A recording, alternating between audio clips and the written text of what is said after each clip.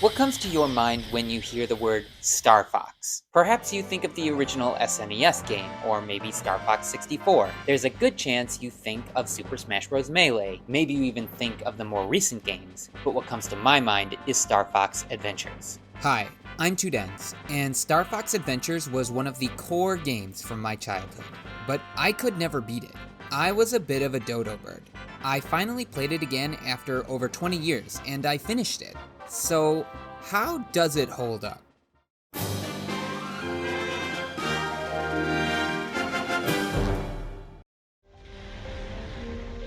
We begin our tale with Crystal, a blue fox with a questionable design. The developers knew what they were doing.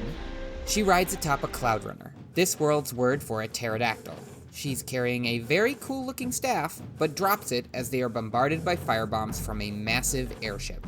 Crystal and the Cloudrunner begin firing on the ship to disable the engines, which is actually a neat bit of foreshadowing for the end of the game, but we'll get to that. Quick question though, is Crystal using magic, or is the Cloudrunner using some kind of fire breath? No matter, they succeed and Crystal lands on the ship, and the tutorial begins. Crystal finds a key, talks to a baby Cloudrunner, which is so cute, and finally meets the infamous General Scales.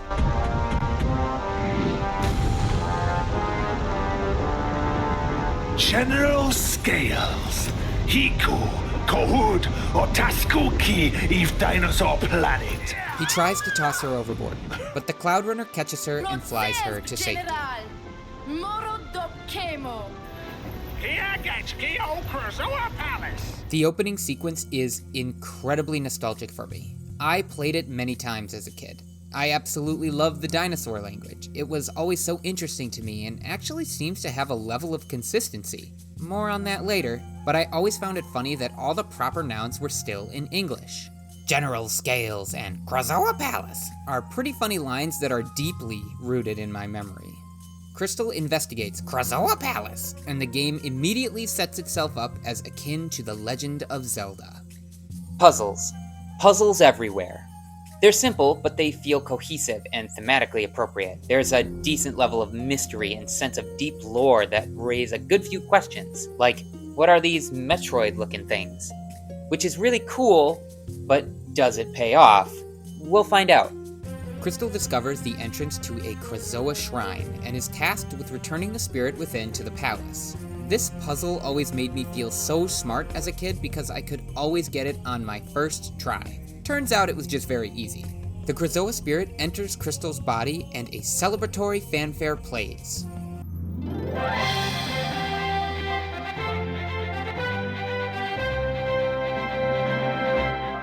I've always liked how the KRAZOA spirits change Crystal's and Fox's eyes. It's very aesthetically pleasing. Anyway, Crystal returns to the palace and finds a receptacle for the KRAZOA spirit. It leaves her body, painfully it seems, and it is returned to the palace. Why did they make it appear so gruesome?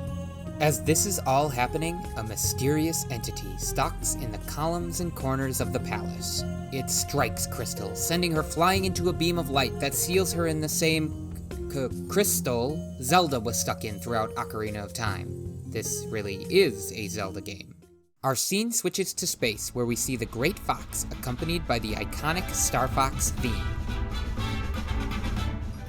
A quick note. The box art for the game makes it seem like the entire Starfox team is going to be very involved with the story. Spoiler alert, that doesn't happen, but I wonder if it was intended at some point in development. Fox McCloud is a very cool character.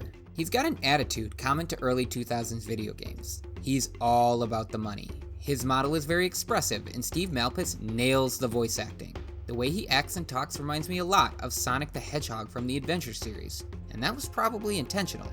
General Pepper gives Fox a mission to investigate the invasion of Dinosaur Planet and help the local tribes. It's a quick scene and we're off to the races. The R-Wing races, that is, which are entirely on rails. I thought the R-Wing sections were so cool as a kid. My friend and I even wanted to build a remote control flight craft that could land the same way the R-Wings did. Yeah. We genuinely thought it was reasonable for a couple of 12-year-olds to build what would have effectively been a drone in 2003. Suffice it to say, we did not succeed. Sorry, I got sidetracked. The R-Wing sections are boring and feel tacked on. There's not much else to say. Mechanically, they are incredibly simple, and thematically, it feels like the developers thought because it's a Star Fox game, there needed to be R-Wing gameplay of some sort. We land on Dinosaur Planet, and Fox is tasked with finding the Earthwalker Queen to learn of his mission. The game lets you semi-explore at this point, but you can't actually do anything until you discover the staff.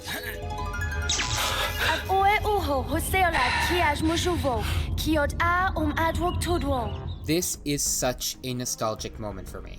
I've always wondered if Fox's seemingly innate ability to use the staff was due to Crystal channeling her magic through it, or if he had previous melee combat training. Which brings us to, well, combat.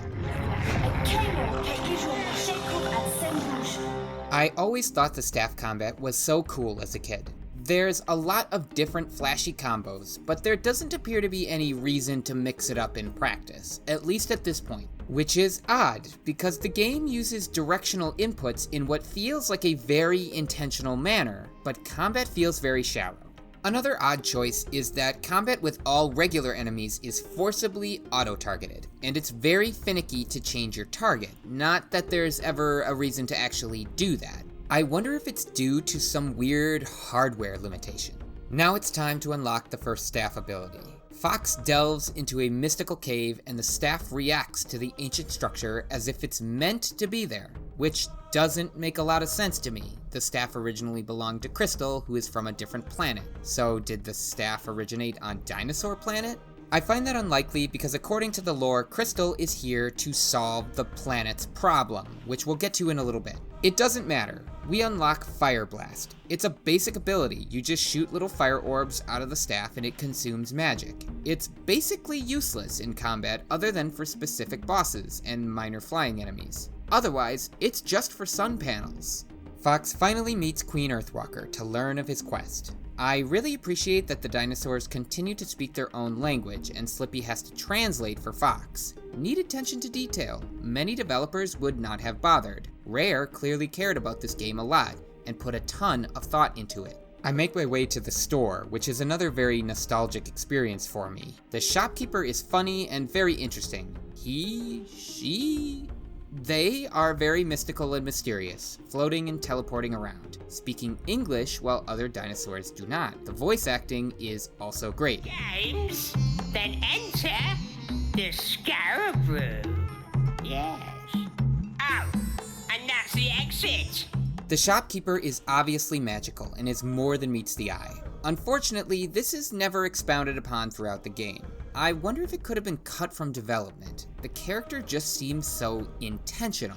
On a related note, there's the Warp Stone. He's got a funny Scottish accent and is also mystical like the shopkeeper, but not quite as intriguing because his purpose is so clear. He was probably a construct of the ancient KRAZOA race. Alright, now's a good time to address the dinosaur in the room. This is a very weird Star Fox game.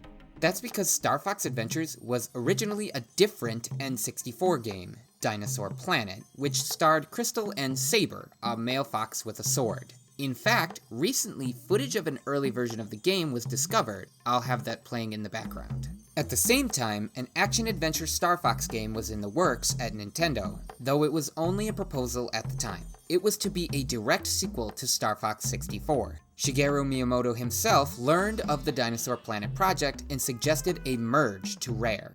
And you can tell a lot was carried over to Star Fox Adventures. The world is probably only slightly bigger than it was originally intended to be, relatively small for a GameCube game, but quite large for an N64 game. This also explains why Adventures has such a different tone and theming than other Star Fox games. Dinosaur Planet was originally supposed to be much more fantasy-based. With this context, the shopkeeper, the KRAZOA, Crystal and her magic, and the overarching mystical nature of the game make a lot more sense. Overall, the merge was successful, and a very interesting game was created. However, it's understandable that the fans of the series felt there wasn't enough focus on the Star Fox aspect. I can't help but wonder if the game would have been better received if it retained its original IP. Hey, if you're enjoying this video, please consider leaving a like and subscribing. I do video essays and retrospective analyses mostly on video games, and strive to make as quality videos as I feasibly can. Anyway, back to the video. Ah, a lovely sweetie. Mmm.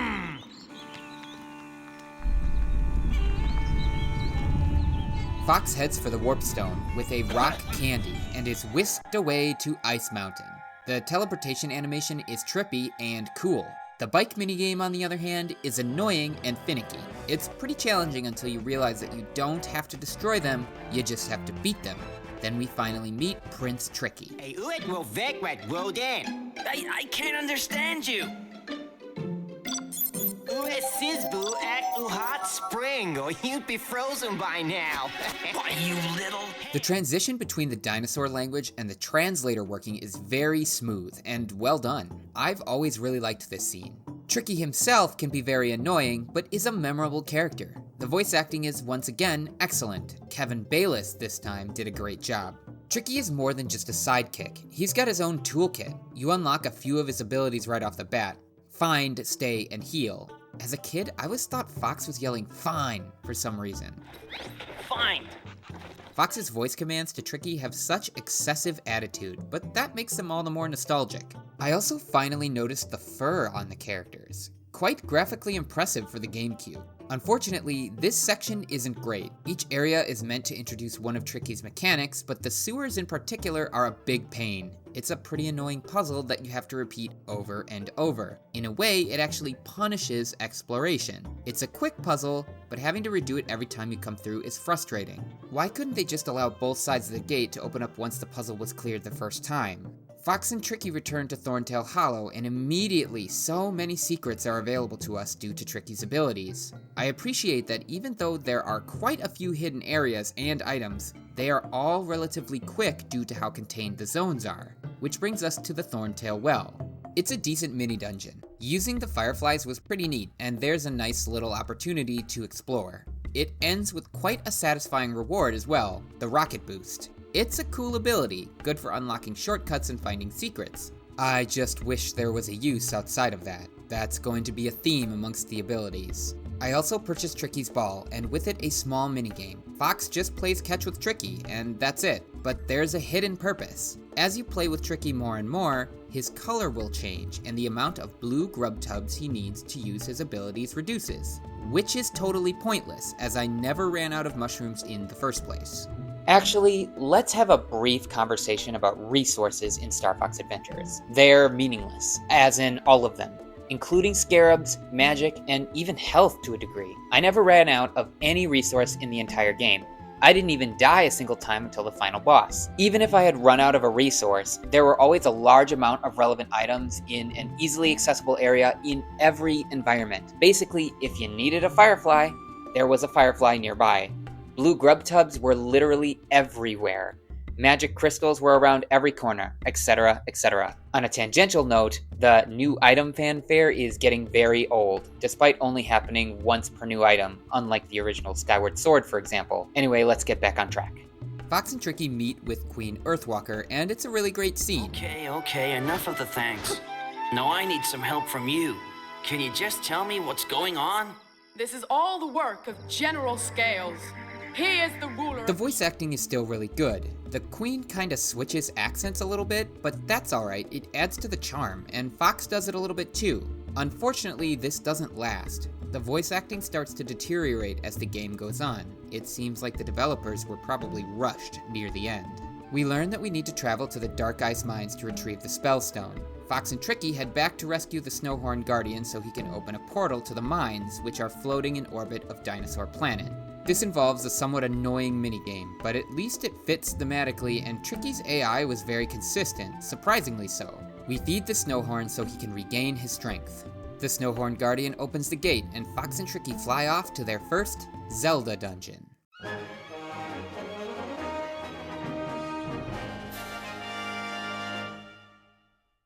After another incredibly easy R-Wing section, we land in the Dark Ice Mines. Apparently the Snowhorn live in these huts. Are they even big enough for a single Snowhorn? I guess so.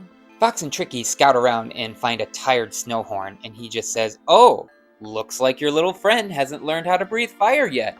And then Tricky just immediately breathes fire.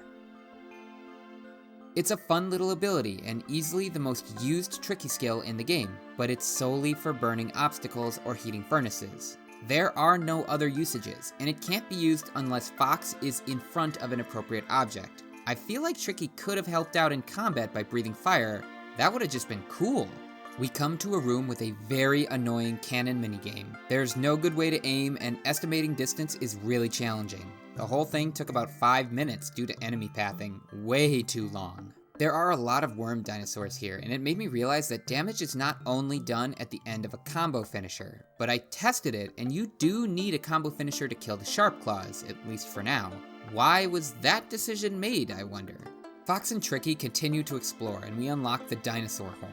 It allows Fox to ride a snow horn through the snowstorm, which felt thematically appropriate, but gameplay-wise was pointless other than progression gating. There are a lot of items and abilities in this game. Unfortunately, they're almost all underutilized, other than Fire Blast, Rocket Boost, Tricky's Fire Breath, and one other ability that has a lot of use later on. Maps, however, are extremely important for both secrets and for telling where to go in the first place. I didn't realize this as a kid and never bothered with them. I had already bought everything in the shop that I could possibly afford before flying to Dark Ice Mines, and I'm glad I did because there are some very well hidden areas.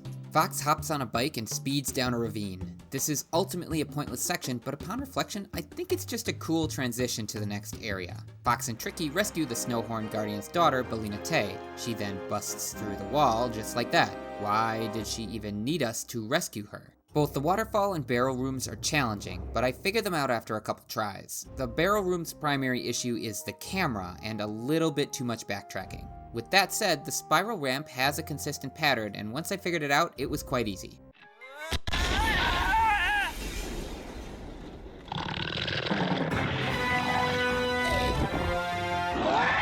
We come to the big bad, Boss Gal Don. I remember this as a kid. It was always very challenging back then, but it's much easier once you realize what to do. Honestly, it's really freaky, and has a cool boss design and a fun fight. I mean, what was that thing? Some kind of mutant spider scorpion dinosaur? It barfs up the spellstone. Ew. And did we just kill it? Was there only one? Did we just cause the extinction of a unique species of dinosaur? Whatever, let's get back to Dinosaur Planet. After a retread of the R-Wing minigame, which I could have sworn was optional, we land in Thorntail Hollow and are immediately beset with a quest of epic proportions. A quest of consequence. So Fox plugs in the Thorntail's Whittle nightlights and saves the day. Dumb jokes aside, I never understood why this segment was here as a kid, but I actually think it's a thinly veiled tutorial for Tricky's Fire Breath, specifically for identifying clues pointing toward its use. A bit repetitive, but I guess I'll take it. In order to repair the planet, Fox needs to bring the Spellstone to the Force Point Temple. We make for Moon Mountain Pass. It's a cool zone with an aquatic aesthetic. It almost looks like the deep sea or a coral reef. We encounter the bigger Sharpclaw enemies for the first time, which I had forgotten about. They're essentially identical to the regular enemies, but with a bigger hitbox. They have the same amount of health, but they also guard more. A lot more. And then we come to the Volcano Force Point Temple. I'm surprised we're in another dungeon so quickly after the last one, but this is undoubtedly another dungeon. However, this one is a bit different. There's multiple cues for future items and abilities, because we actually come back here later in the game. We unlock the Freeze Blast ability. It's simple, just a flamethrower but with ice. Little did I know this would become the most broken ability in the game. The puzzles are pretty basic and boring, but they are all very thematic. Fox completes the trials of the Volcano Force Point Temple and is transported to a nexus of sorts. He places the Spellstone in the nexus and a surge of energy is... Hold on a second. If there are different force points, why do they all send us to the same location to actually place the Spellstone? This feels like cut content. We return to Moon Mountain Pass, and I really don't remember this section at all from when I was a kid. It's eerie, unsettling, it's got a great atmosphere. We encounter a KRAZOA spirit, and it's now clear there are two major collection objectives, Spellstones and KRAZOA spirits. We unlock the Groundquake ability, which is very cool and has multiple uses for once. It even seems useful in combat and is required for the weird moon monster. Though the charging mechanic is pointless, it makes no difference for damage or area of effect. We come to the KRAZOA Shrine, and it's a combat challenge. One that pretty much requires the use of the Groundquake ability. I like this. Okay, General, but what about a weapon?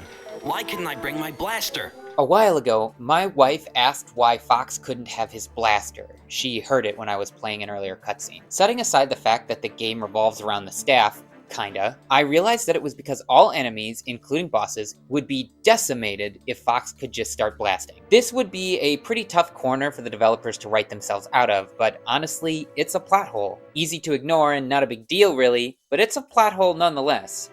The Warpstone sends us to KRAZOA Palace, which is yet another dungeon right after the last, and again, one that we will be returning to multiple times. We get what appears to be a bugged cutscene with no voice acting, though it is possible they just forgot to add the voices. Fox realizes that Tricky isn't present, he's on his own. Fox navigates the palace and discovers Crystal, and we get one of the funniest scenes in the entire game. Wow, she's beautiful.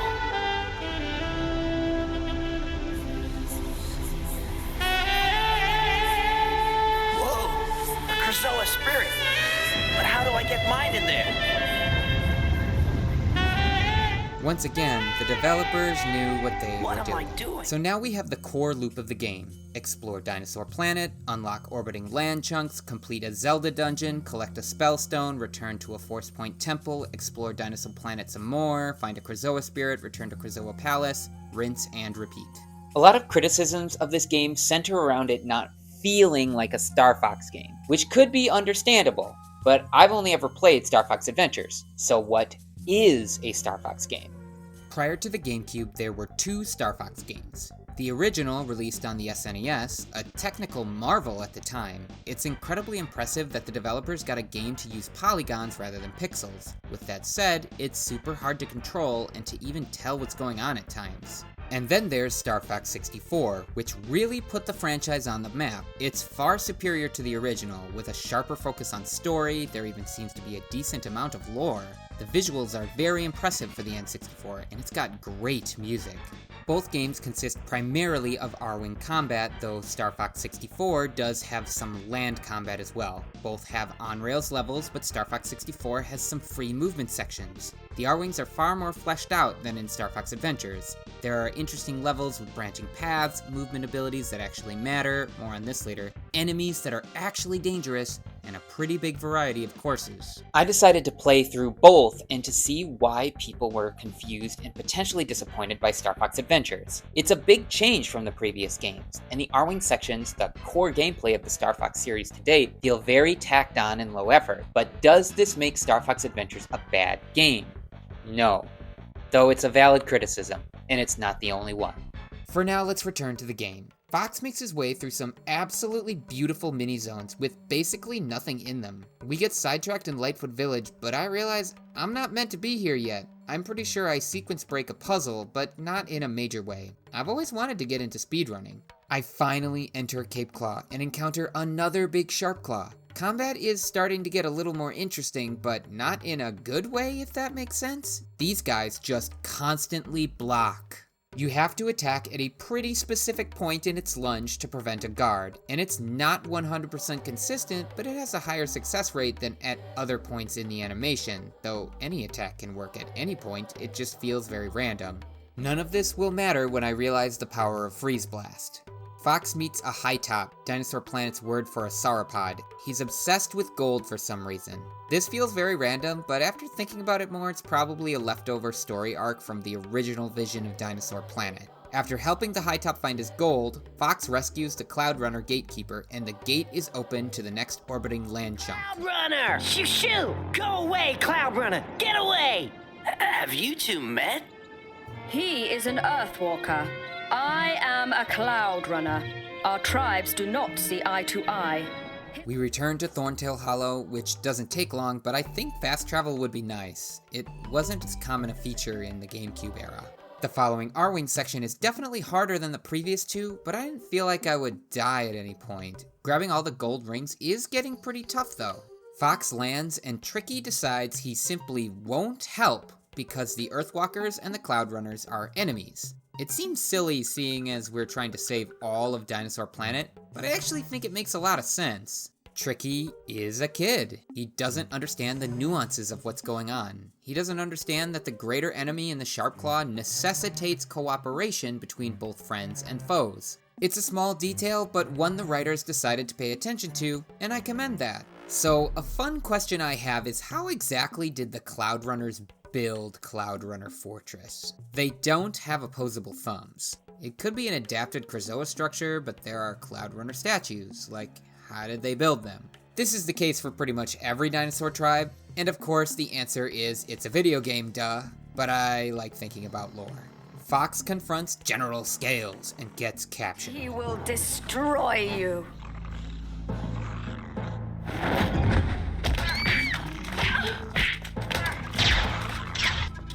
Stop! It's over, Scales. Leave the queen alone. Enough! Take her away! The famous Fox McCloud! How nice of you to pay us a visit. Why don't I show you some of our hospitality?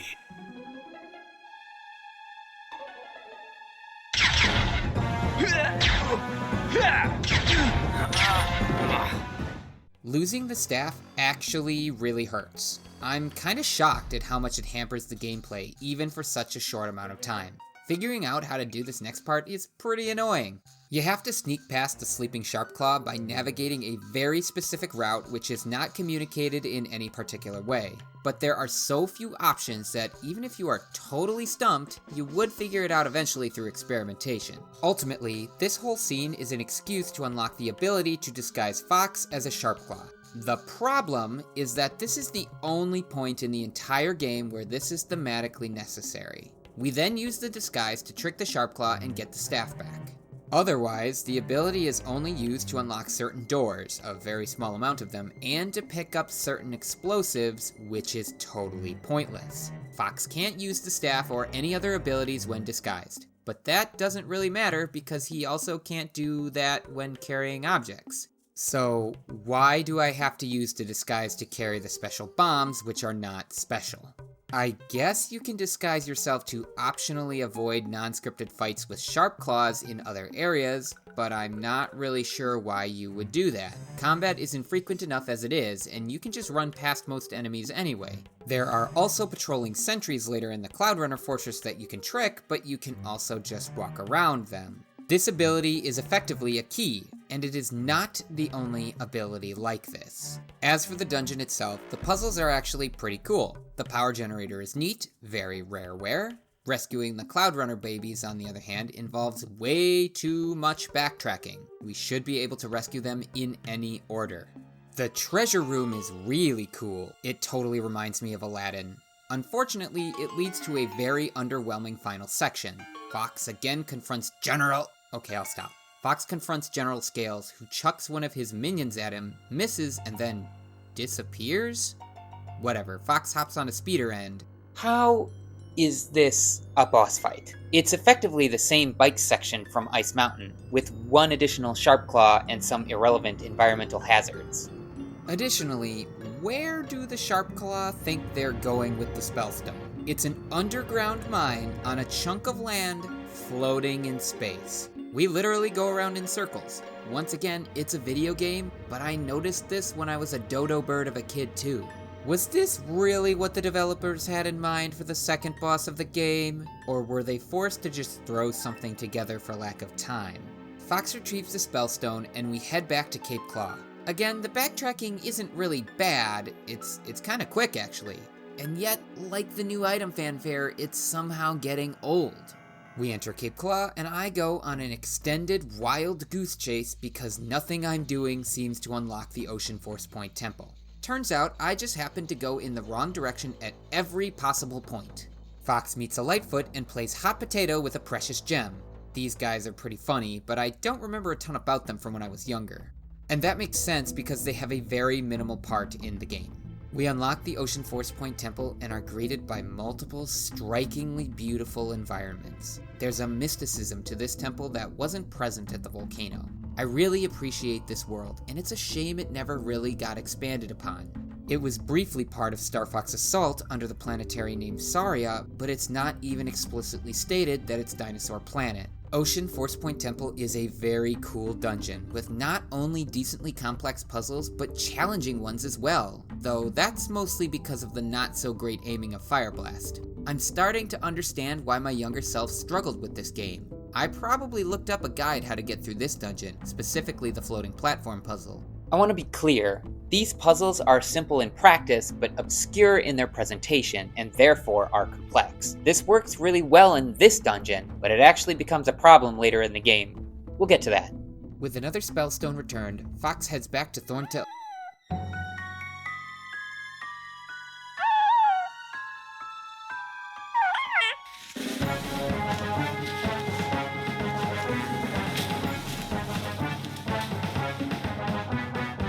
Hey there, little fella.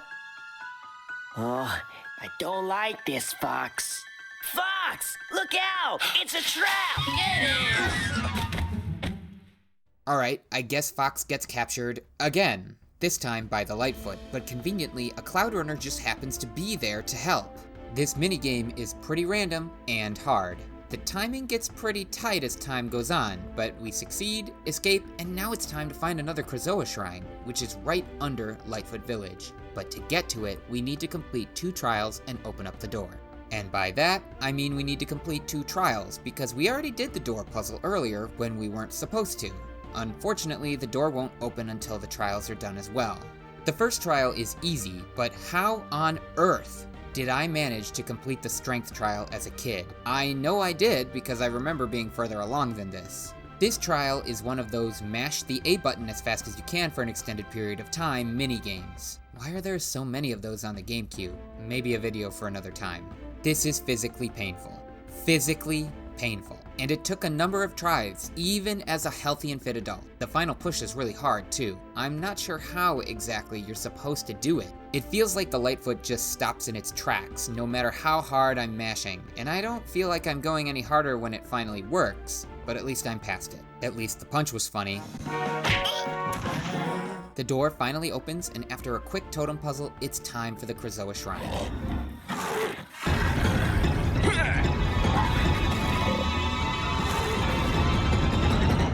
And a very cool shrine it is. The challenge is very clever. It's actually a good use of a minigame. You have to keep a line within a lit up bar as it constantly strays left or right at different rates. Simple enough, it's just about focusing well enough for long enough. The difficulty comes from what's going on in the background. Fox is faced with terrifying visions that you, as a player, have to ignore as best you can while maintaining focus on the bar. It's actually pretty hard, and takes quite a few tries. I just wish I didn't have to run all the way back every time I fail. With KRAZOA Spirit in tow, Fox makes for KRAZOA Palace. This visit is nice and quick, which I appreciate. They reuse 3 dungeons throughout this game, and this one is done well. The other 2, well, we'll see. We return to Thorntail Hollow and, oh no! Little worm dinosaurs are trying to steal Thorntail eggs! Quick, we need to defend them! This area has been arbitrarily blocked off since the beginning of the game. Now that it's open, we save the eggs and are rewarded with a new ability. This is the Portal ability. I'm honestly so confused by this. At least the Sharp Claw disguise has some very limited, very optional use outside of opening doors. But this is literally just a key to open certain doors. A very small amount of doors. There's literally no other usage. There's no gameplay. It's just a key. Look, I get it. Thematically, it's just a thing the staff can do. It even reinforces the idea that the staff is a relic of Dinosaur Planet, potentially originating with the KRAZOA. But an ability should add some element of gameplay. Just look at Zelda. Actually, hold on a second. Let's talk about Zelda. So why do I keep droning on about Fox's abilities and how often we use them? Let's do a comparison, and tell you what, I'll be generous, and I won't compare Starfox Adventures to Wind Waker, which came out 2 months later and on the GameCube. Instead, I'll compare it to Ocarina of Time, which came out 4 years earlier on the N64. After all, the original Dinosaur Planet was supposed to be an N64 game. All of the more than 20 major items and abilities in Ocarina of Time have multiple uses, dozens of puzzles scattered throughout the world, and can be used one way or another in combat, aside from the ocarina. And then there are dozens of collectibles for the trading side quests, consumable items, and upgrades, all of which have at least one clear and thematically appropriate use, often many more, and are used frequently throughout the game. By comparison, Starfox Adventures has 5 staff abilities and 1 upgrade, and 5 tricky abilities, 2 of which are effectively pointless, those being Throw Ball and Call Tricky. The game relies heavily on Fire Blast and Tricky's Flame for the vast majority of its puzzles, and you can technically use Fire Blast and Groundquake in combat, but doing so is woefully inefficient and pointless other than when facing enemies that require it, which is minimal. Freeze Blast is actually what you want to use in combat because it's totally broken. It freezes any regular enemy and then you just have to strike once and it shatters. Unfortunately, Freeze Blast is used very little in puzzle solving. Rocket Boost, while undeniably cool, is in the same vein as the Sharp Claw Disguise and the Portal ability, in that it is effectively a key. And we already talked about resources earlier on. They're basically pointless too. The items and abilities in Starfox Adventures are half-baked. They're like an afterthought. But I don't think that's true. I think I have a pretty good idea of what happened here. We'll get to that. We return to Thorntail Hollow and meet with the Queen Earthwalker again. She makes a shocking revelation. Tricky's father is the gatekeeper, and he's trapped in the walled city, which is floating in space. Then she tells us he foresaw all of this and sealed his power away in the wall behind us, but she can't open it. But we can, with the ability we just unlocked. So, the game goes out of its way to make the point that the gatekeeper is Tricky's dad, who is trapped in orbit and is therefore unable to open the way, only to immediately show us how to unlock the gate, and there's no challenge, no quest, there's not even a dumb mini-game. It's just right there. I guess it's possible to talk to Queen Earthwalker before unlocking the portal ability, but I don't see why you would. Once you return from KRAZOA Palace, there's a Thorntail clearly calling for your help right in front of you. Once again, this feels like cut content. So we open the gate and on we go. After yet another boring R-Wing section, at least this one's a little harder, we land in the walled city, and this is it. This is the dungeon I couldn't get past as a kid. Let me introduce you to the Red Eyes. These guys seem really scary. It's a T-Rex, and it feels like you're done for if they get close. But that's not really the case. They do the same amount of damage as any other enemy, you just can't damage them. Yet. Anyway, we find our way to an underground chamber and meet Tricky's dad, King Earthwalker. Dad, you're okay! Tricky, my son. You don't have to worry about me. I am the king. Ah, the famous Starfox, hero of Dinosaur Planet. This guy is pretty cool. He's got the same goofy accent as the Queen, at least they're consistent. The king tells us we need to find the silver and gold red-eye teeth to enter the temple and find the spellstone. So we run outside and, hey, wait a minute. This bridge right here, it was broken before I went into the underground chamber, and now it's just miraculously fixed? Come on, they could have done better than that. Nitpicks aside, it's time to do some treasure hunting. The first part of the puzzle is, well, I can't help but say it feels really lazy, but again, I don't think that's what's going on here. The game tells us that the Earthwalker hold the key and we are to look up to the sun. Here's what that means. There are 4 Earthwalker soldiers standing next to trees. Each of these trees has a sun panel glued to their side. That sounds like a joke, but I kid you not, it's like they are just pasted on. Very out of place. Hitting all 4 with Fire Blast unlocks the next part of the puzzle, which is actually a cool little challenge. It's a time trial in which Fox needs to run down the river to reach timed checkpoints. This is going to sound a bit contradictory, but this challenge has a really tight timer. It took a few tries to get the optimization down. It's not hard, really. It's pretty easy to be optimal, but you also need to be optimal.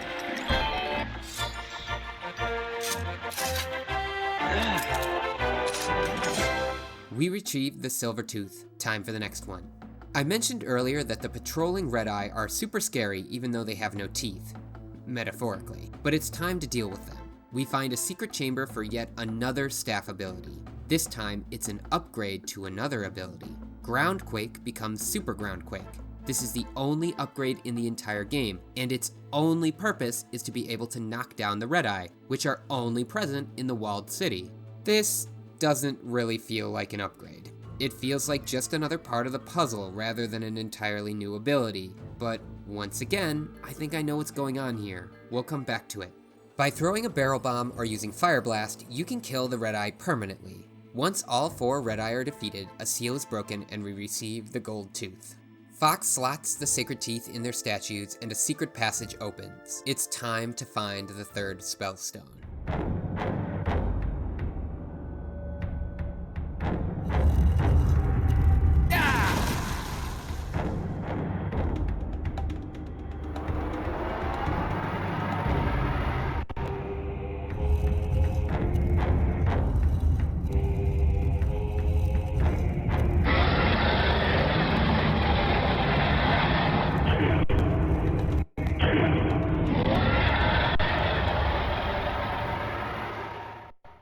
This is it.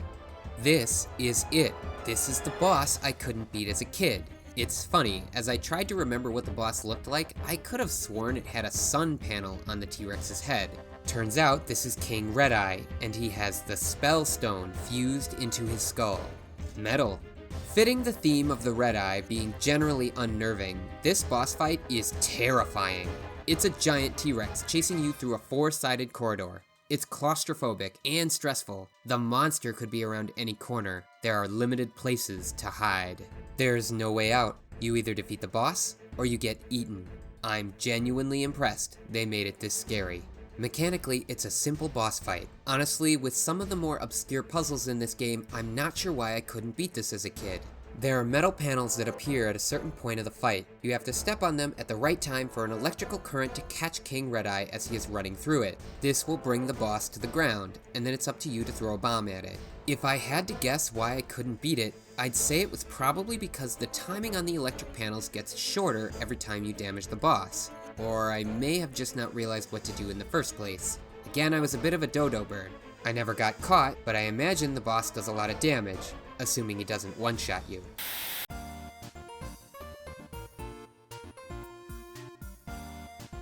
Fox literally pries the Spellstone out of the boss's skull, and then nearly gets eaten, but he does a cool backflip over King Red Eye's giant jaw, and stabs him in the head.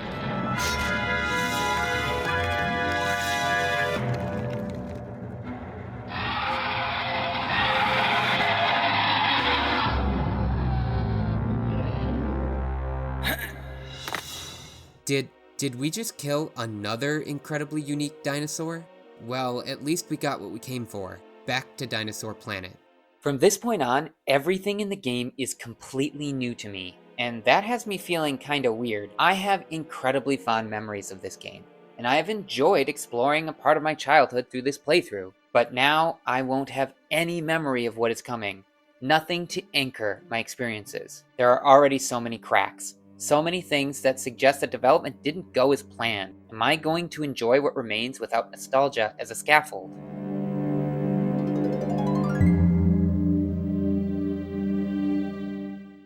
After another R-Wing section repeat, and after repeating all of the puzzles to get through Moon Mountain Pass, we return to Volcano Force Point Temple. This time we need to go to the second half of the dungeon, and it's all very similar to the first half, too similar. I understand having to reuse environments, even dungeons. Video game development is expensive, developers are overworked, and sometimes corners have to be creatively cut, but this is just copying the previous dungeon. Now, it's not exactly the same. There are some more challenging uses of previously explored mechanics, and that's fine, but there's nothing new. It's really all the same puzzles as the last volcano visit, but this time in different rooms and with a little bit more difficulty. More cracks. Whatever, the 3rd Spellstone is done. We return to Thorntail Hollow and the bat things are randomly attacking. It's just another annoying and random minigame, but at least it fits thematically and it's quick. We receive the biggest scarab bag and have now bought everything. Scarabs are now pointless. I can't even get that cheat token that I appear to have missed. In fact, I'm pretty sure scarabs only exist to gate this upcoming KRAZOA shrine, because otherwise we would be able to unlock it much earlier. I'm guessing there was more vision behind scarabs in the original iteration of Dinosaur Planet. Fox encounters some Sharp Claw and... You can dodge roll? I never realized this, even as a kid. Never. I restarted this game multiple times when I was younger, and never once did I realize you could dodge roll. And it turns out, it's totally pointless. It doesn't increase speed while out of combat. I'm looking at you, Link. It doesn't really help avoid enemies. Blocking is infinitely more effective. Getting behind enemies does not make it so they can't block. I tested this multiple times, and they instantly block regardless of which direction they are facing. The dodge roll was never in any tutorial, but I wonder, maybe it's in the physical manual that came with the game. It is! Wow, this is so cool. Video game manuals are such a lost art. I would always look at these on the way home from getting a new game. Keyword look, not read. Not only does it show dodge rolling, but you can boost in the R-Wing sections, which I also never knew. There's also a good bit more lore in here as well. That's really cool. And look at this! There's a guide to the dinosaur language. That's so cool. Turns out it's just a cipher, but I mentioned earlier how it always felt pretty consistent to me. And that's because it is consistent. The developers put so much thought, care, and love into this game. So why has it been falling apart the further we've gotten in? I've got an answer for that. But for now, let's get to the end of the game. We head to Ice Mountain for the next KRAZOA shrine. There's another very random minigame to unlock the warp chamber. Fox has to run from area to area fighting enemies with a time limit. Is the purpose of this challenge just to expose you to more environments? I guess it was to lead the player to the KRAZOA shrine, but most people would have explored it by now. I would think most players would recognize the ice wall as a fire breath obstacle and come here after Dark Ice Mines. That's certainly what I did. Maybe the developers assumed kids wouldn't remember that small detail? That could make sense, but again, this is very out of place. Are you kidding me? The KRAZOA Shrine is another strength minigame. It's literally the same as last time. At least I only have to try twice, but it's physically exhausting. Again! Then Fox goes back to the KRAZOA Palace, and this time it's just a portal door.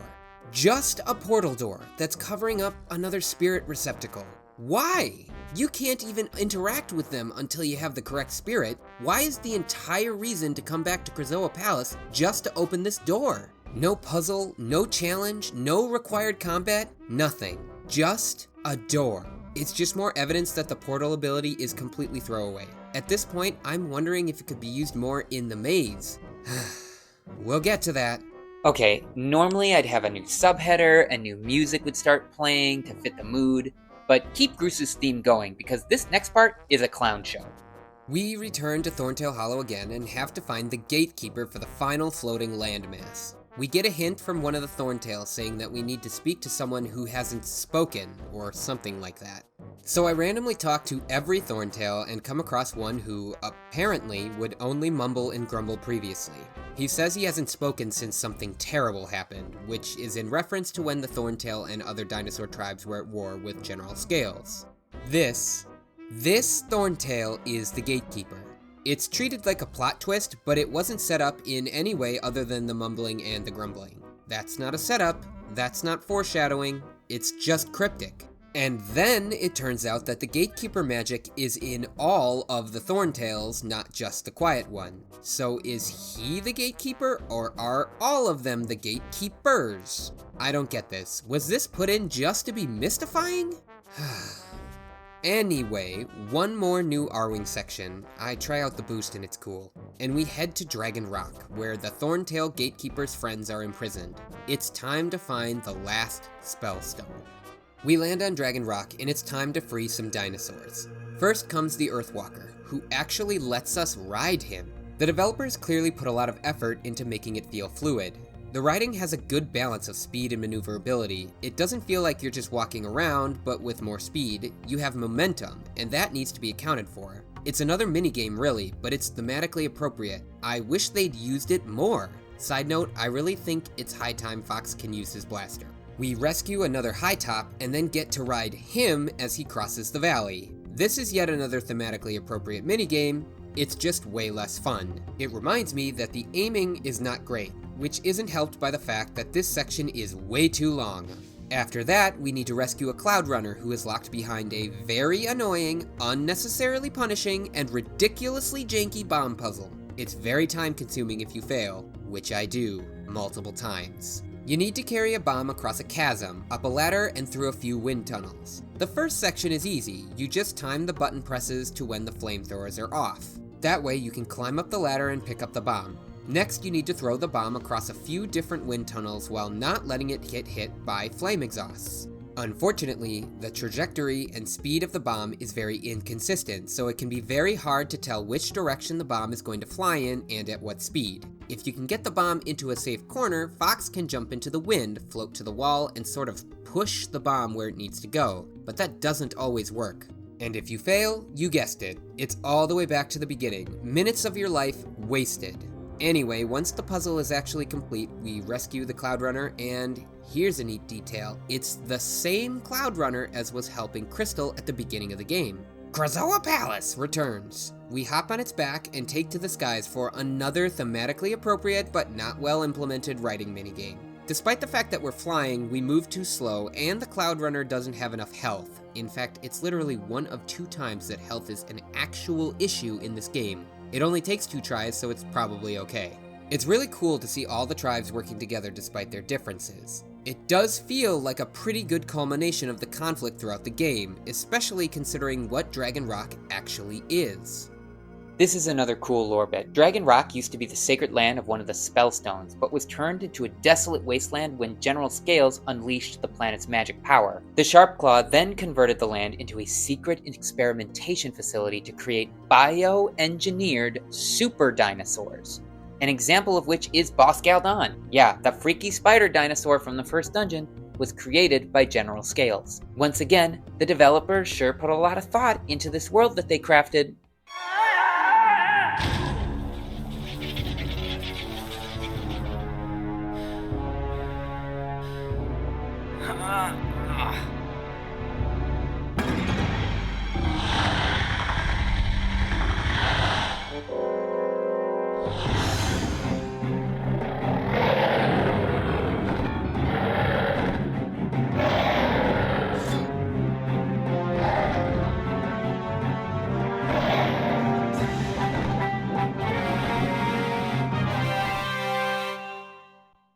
Dragon Rock's boss, Dracor, is another bioengineered super dinosaur, a cybernetic dragon. This fight has a really cool concept that is implemented very poorly. It's once again pretty boring for a boss. It's another on-rails aiming minigame. There's no real skill check or test of mechanics, just point and shoot. You don't really have to aim because you can generally just spam Fire Blast in mostly the same spot because the boss maintains the same position on screen the majority of the time. There are objects you can shoot to heal, but there isn't much reason. I appreciate the boss having a health bar, but it doesn't seem to actually represent the boss's health, or it's possible there were certain damage breakpoints that then caused him to go immune until an upcoming part of the chase. It's hard to tell. The biggest problem with the boss is that it's just too fast and blurry. It's actually dizzying. And this is all a huge shame, because this fight is essentially a Dragon Ball Z battle in the air where Fox and Dracor are shooting energy blasts at each other constantly. It's really cool, in concept. But with that, another Spellstone is ours.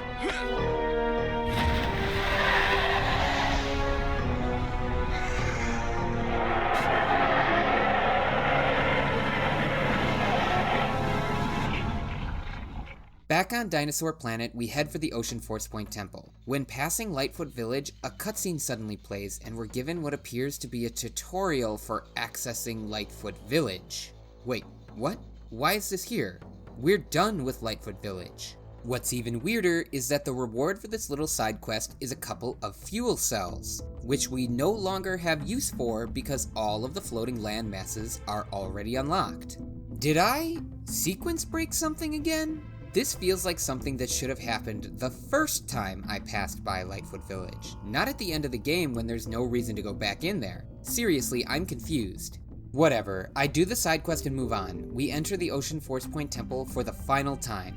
The electric floor panel puzzle still manages to be annoying. You just need to follow the pattern on the display but mirrored. I don't get what I don't get about this puzzle. I failed a bunch of times the first time, and now I do again as well. It should be easy, but it's not, at least for me. The rest of the puzzles are just slightly more difficult versions of the original puzzles, much like the second visit to the Volcano Force Point Temple, but actually worse this time. The rooms are pretty much identical from the first visit. In the moment, I actually thought I was okay with this, but upon reflection, it's just another sign of cracks. But now it's time to return the final Spellstone.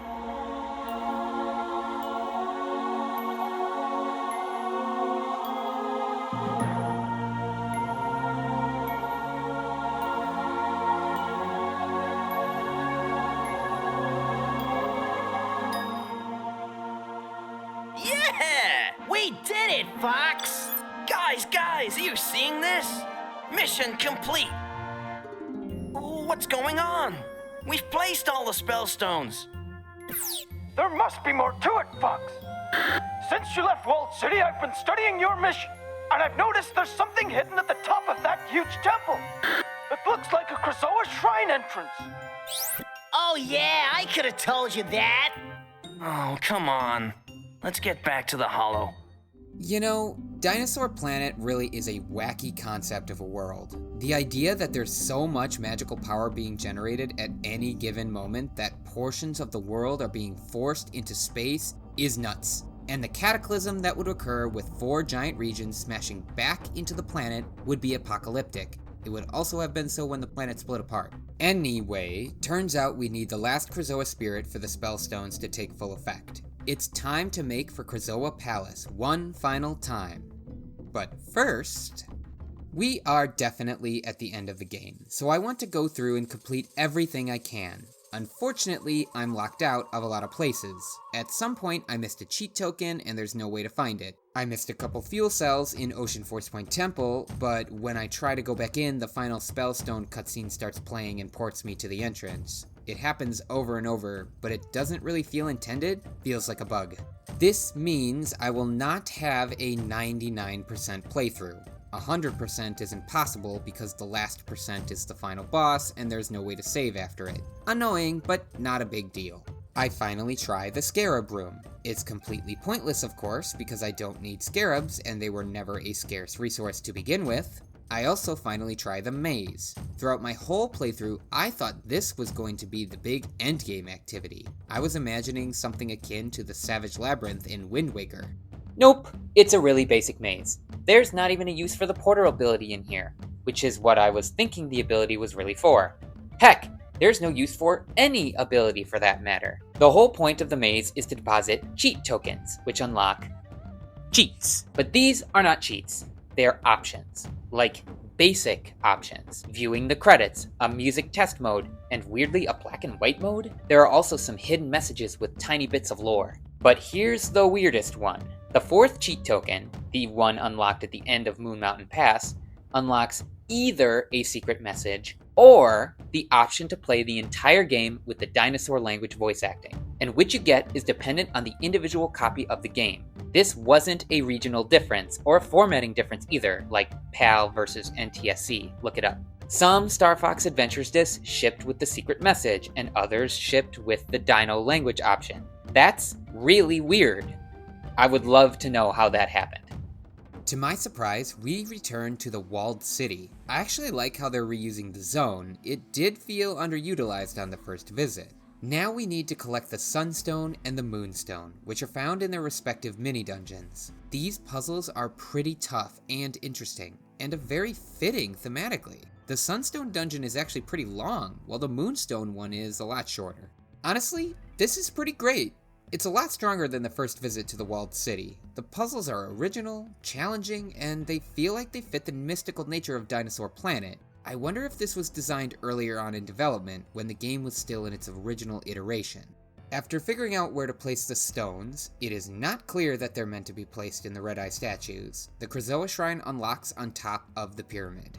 This time, we have to match items with portals to their respective zones. This challenge is a little finicky for 2 reasons.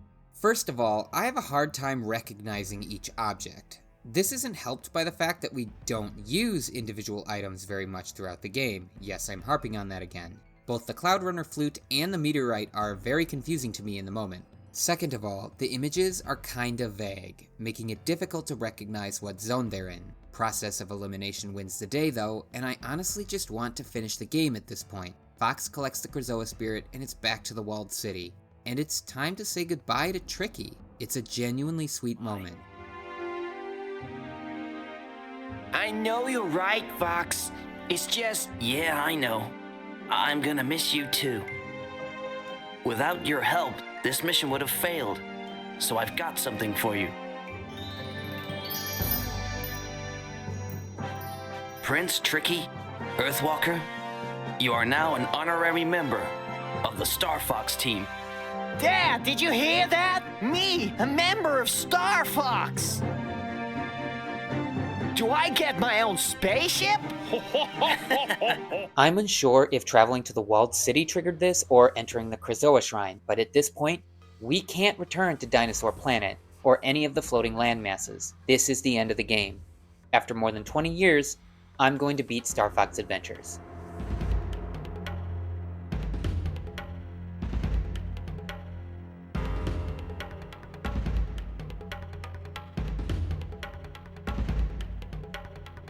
Fox lands directly on the roof of KRAZOA Palace. We descend into the lower floors and, after a little searching, find a corridor with a now active fan. We release the 5th KRAZOA spirit and the final KRAZOA shrine atop the palace is unlocked. This shrine is so cool. So unbelievably cool. Fox navigates the palace and enters the shrine. This time, however, there is no puzzle solving or platforming before the test. No. This time we go straight to the challenge, but General Scales got here first, and now we have to face him, the final boss of the game. I've been looking forward to this. Now you must face me. Stop! Scales! You are no longer any use to me. Hi, it's Two Dens again. I know you just saw me a minute ago, but I have a question. What is this? We don't actually get to fight General Scales? What do you mean we don't get to fight General Scales? Seriously, he has a health signet and everything. This is super disappointing. This absolutely reeks of cut content. It has to be, right? The game does a cool thing here. It really effectively subverts our expectations. Suddenly, the mysterious entity that attacked Crystal in the beginning of the game is back, and it attacks General Scales instead. I always assumed this was General Scales himself, so this was a great moment for me. It didn't have to mean no boss fight though. Blinded you to the truth inside. Now give Fox what he's looking for. Give him the final KRAZOA spirit. You will regret this.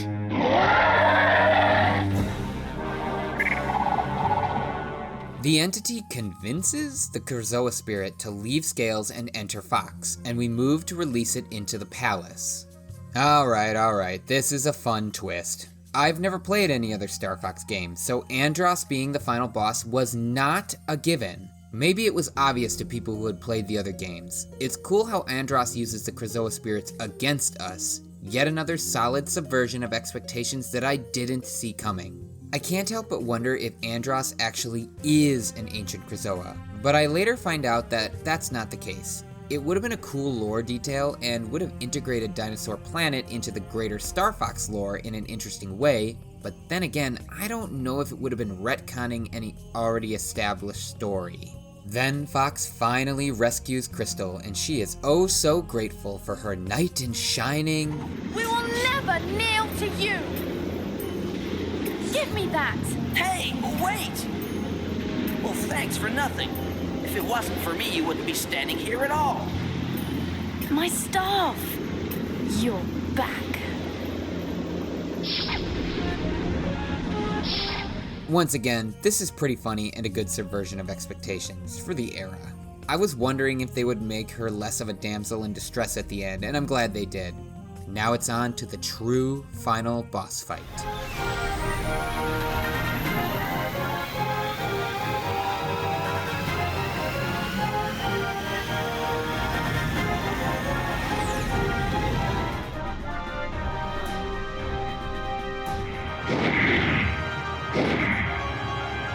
I've been looking forward to this day, to see you again, Fox McCloud. Andross! And now, to destroy the Lilac system! I've got to stop it! And I kid you not, it's a gosh darn Arwing section. You're seriously telling me that we don't get the final boss that uses the primary mechanics we have played with throughout the whole game, but instead we get a final boss fight that uses the shoehorned in on-rails fighter minigame? I'm not going crazy, right? That's a really weird decision. Yes, it's appropriate for a Star Fox game, fitting even, but we couldn't also have the General Scales fight? Again, this is why I think it has to be cut content. Anyway, Andross is a long final boss. Seriously, it's like 20 minutes. And it's actually pretty hard. This is the only time I die in the entire game. Damage is generally avoidable, but sometimes the camera angle is a little unfair, making it unreasonable to dodge everything. In my first attempt, I'm too aggressive. I managed to beat the boss by avoiding as much as possible so I can damage boost through the brain phases. Anyway, Andross is defeated, Dinosaur Planet puts itself back together somehow, Crystal joins the Great Fox crew and flirts with Fox, and everyone lives happily ever after. Okay. Sure, no problem. You're not shy, are you, Fox? My sensors indicate Fox's temperature is rising. Are you okay, Fox? I'm gonna be just fine. Roll credits. I have very fond memories of this game. It was one of the few games that I played a lot of as a kid, especially the early game, as I tended to restart games a lot back then. And the reviews of the time are fine. There weren't many negative reviews because of how games journalism worked back then. Physical magazines still dominated, and they were mostly just advertising opportunities for the publishers. Games media organizations tended to be more positive as to not lose favor with the big publishers, Nintendo very much included. Online review sites were only just starting. In fact, some of the websites that are listed on the Starfox Adventures Metacritic page straight up don't exist anymore, and even more of them are just copied from physical print reviews. More recent reviews, either on YouTube or just by forum participants, are not as positive, and I agree with them. The game just doesn't hold up. The early hours are great. Dinosaur Planet is a genuinely interesting world with some great lore. There's a lot of well thought out level design, and generally engaging and thematically appropriate mechanics. But the further in you go, the more cracks appear. Puzzles become more complex, as they should, but they also feel more random. They don't fit the theme as well, and in some cases they just look out of place. In a way, that made puzzles easier due to not needing to use context clues for the environment. This isn't a universal rule though, some are still quite engaging, like the second visit to the walled city. Combat basically did not change throughout the entire game, aside from when you unlock Ice Blast, which just broke combat entirely. Enemy variety was minimal, and combat strategy almost doesn't exist. You really just spam A as much as you can. Dodge rolling is pointless, and only a few enemies require the use of a specific ability. Blocking was relevant at times, but you could also just stand back from the enemy and it would have the same effect. Most of the time, just being as aggressive as possible worked wonders. No enemy ever stood a chance. And General Scales being a fake-out non-boss. Minigames and currencies felt random and pointless. The world is small and really not that dense. It's clear it was meant to be an N64 game, and it would have been incredible for its time if it was, even with lower quality graphics. Overall, I had fun, and it was a nostalgic experience, but it's not the game I remember. Yet, I can't help but wonder, how did this happen? This is Rare we're talking about. Do you know how many absolute classics they developed?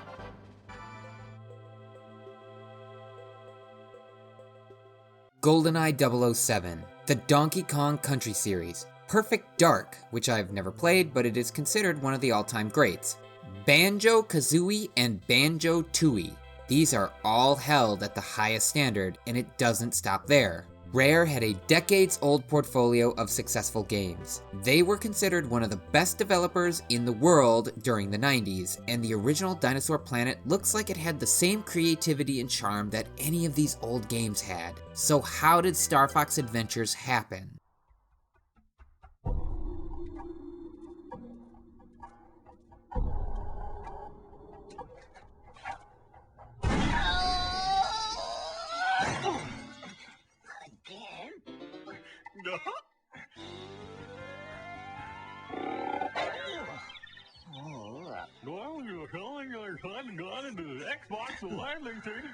This guy. What's he talking about? I can't understand the word. Right. Okay, Pat Boy, out of the way.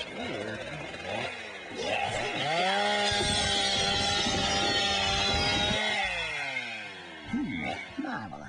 We talked about how Shigeru Miyamoto suggested a merge of Dinosaur Planet and Nintendo's next Star Fox project, but what we didn't talk about is another to-be titan of the video game industry, Microsoft. On September 24th, 2002, Microsoft announced that it had purchased Rare and that the company will, and I quote, begin creating exclusive console gaming blockbusters for Xbox. Look at that date again. September 24th, 2002. That's awfully similar to another date we've already seen in this video.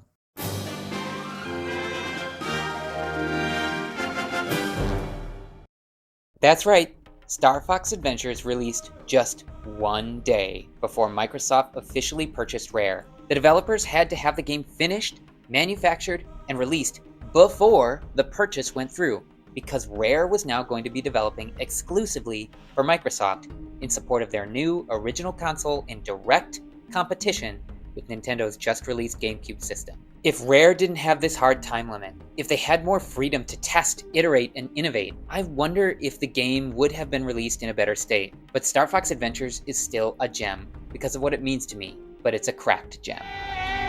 What am I doing? Peppy here! What are you doing, Fox?